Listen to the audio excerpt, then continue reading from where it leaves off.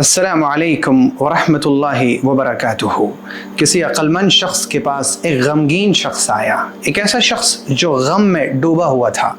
उसने आकर उस अक्लमंद से कहा कि मैं बड़े गम में हूँ और मेरे पास उस गम से निकलने का कोई रास्ता नहीं है, मुझे बताओ कि मैं क्या करूँ। मुझे ऐसा लगता है कि गम के पहाड़ मुझ पर इस तरह टूटे हैं कि अब मैं ज़िंदा नहीं बच सकूँगा, मेरा दिमाग माऊफ हो जाएगा, हरकत कल्ब बंद हो जाएगी, मैं क्या करूं, मुझे बताओ।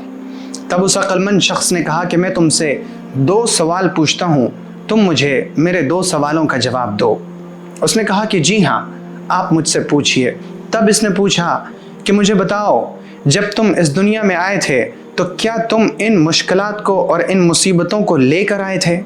उसने कहा कि नहीं। तब इसने दूसरा सवाल पूछा कि अब मुझे ये बताओ कि जब तुम इस दुनिया से जाओगे तो क्या तुम इन मुश्किलात को और इन मुसीबतों को अपने साथ लेकर जाओगे?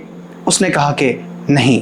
तब इस अक्लमंद शख्स ने कहा, और क्या ही खूब कहा, कि फिर तुम ऐसी चीज़ पर क्यों गम कर रहे हो जिसे ना तुम अपने साथ लेकर आए थे ना अपने साथ लेकर जाओगे। ऐ गमगीन शख्स, अल्लाह रब्बुल इज़्ज़त ने दुनिया की हकीकत को वाज़ेह कर दिया है और फरमाया है कुल्लु मन अलैहा फ़ान, कुल्लु मन अलैहा फ़ान।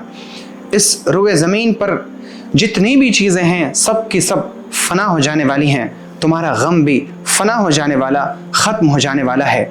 और जब तुम आखिरत की ज़िंदगी में जाओगे, उस ज़िंदगी की सूरत हाल अल्लाह रब्बुल इज़्ज़त ने वाज़ेह की है, खालिदीन फ़ीहा, तुम उसमें हमेशा हमेशा रहोगे, ला खौफ़ुन अलैहिम वला हुम यहज़नून, ना उस ज़िंदगी में कोई डर होगा मुस्तक़बिल का, वला हुम यहज़नून, न कोई गम होगा, न गम होगा न डर होगा।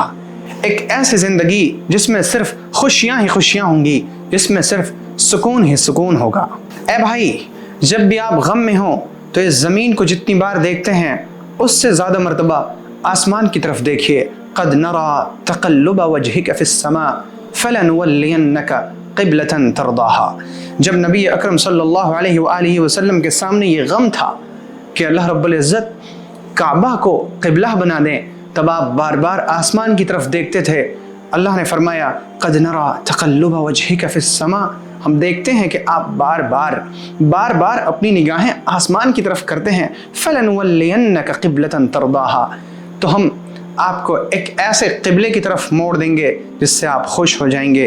और अल्लाह रब्बुल इज़्ज़त ने अपने नबी सल्लल्लाहु अलैहि वसल्लम की इस मुराद को पूरी कर दिखाया और अल्लाह रब्बुल इज़्ज़त ने काबा को मुसलमानों का क़िबला बनाया। जब भी आप गम में हो तो जितनी बार ज़मीन की तरफ देखते हैं इससे ज़्यादा मरतबा आसमान की तरफ देखिए। अल्लाह आपके आसमान की तरफ मुड़ मुड़ कर देखने को देख रहा है, वो आपकी परेशानियों को जान रहा है, और हाँ, वो आपकी परेशानियाँ दूर करके आपको आसानियाँ देने पर कादिर है।